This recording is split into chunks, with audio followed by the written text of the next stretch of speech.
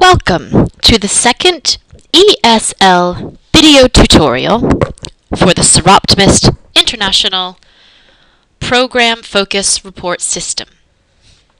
In this video, we pick up where we left off in the last one, at Part 3. Remember, as you work through the report, you can always click on the blue question mark to access more information about the questions in that section. Part 3. Here, please tick one goal and one related objective, which most represents your project. Many projects will fall across more than one objective. However, for the report, you must choose the one that best describes your project. You will also notice these goals and objectives are new. They were selected and approved by the program voting delegates at the 2011 board meeting in Montreal. For more information about these goals and objectives, please visit the SI website. Select one goal and one objective. You will see you can only select one. Most projects will fall under Goal 1. A few may fall under Goal 2. Again, please visit the website for more information. Question 14 is about the Seroptimist International long-term theme, Education and Leadership, and our program, Educate to Lead. Here, we would like to know if your project used education or leadership in any way. If you did, please tick Yes. This means that your project will be considered for inclusion in our Global Impact Report and other materials related to education and leadership. If you did answer yes, please explain how and why you used education or leadership as part of your project. For example, you may have selected this objective. Perhaps it was a program increasing access to healthcare services. But maybe, as part of your project, you trained healthcare workers. This means you used education. For more examples like this, please read the Seroptimist International Global Impact Report, also available on our website. Part 4 explores more information about how you did your project. Remember, click the blue question mark for more information.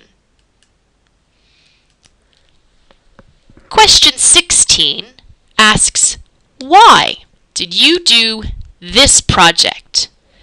For example, was there a natural disaster that particularly affected women and girls? Or maybe you knew that girls were not attending school regularly because of the sanitation facilities, and perhaps you built toilets to address the problem. Here, tell us about that problem.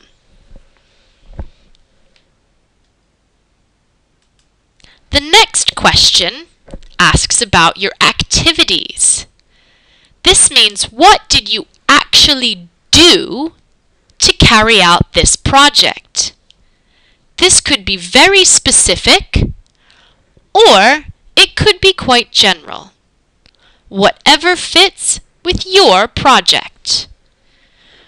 For example, if you did build toilets in a girls' school, perhaps you researched the best kind of toilet. Perhaps you had to find people in the community to assist in building the toilets, and so on and so forth. The next question is optional. Here, we are asking a bit about what went into the project. First, general categories about how much the project cost. Again, these are just general categories so that we have an idea as to how big or small the project may have been. This is primarily aimed at other seroptimists searching the database for ideas for their own projects. Next, we need to know about the involvement. How many people worked on the project? Together, in total, how many hours do you think they spent on the project? What kind of material inputs did the project require? Maybe it was books, or building materials, or flyers, anything that it took. Again, you can be as specific or as general as you like. Was there anything else that you had to input into the project to make it happen? The next section looks at monitoring and evaluation. In other words, outcomes. First, please tell us how many women or girls benefited from your project. Let's go back to the toilet example. If you built a girls-only toilet facility in a school, how many girls can then use that facility to improve their educational outcomes? Maybe you ran a training workshop for women. How many women attended? It's best if you do have a specific number. Please be honest and accurate and specific. If you honestly don't know, you may choose one of the following categories. These categories, again, range from small to medium to large. But it is best if you do have a specific number. We also need to know if seroptimists are included in that number.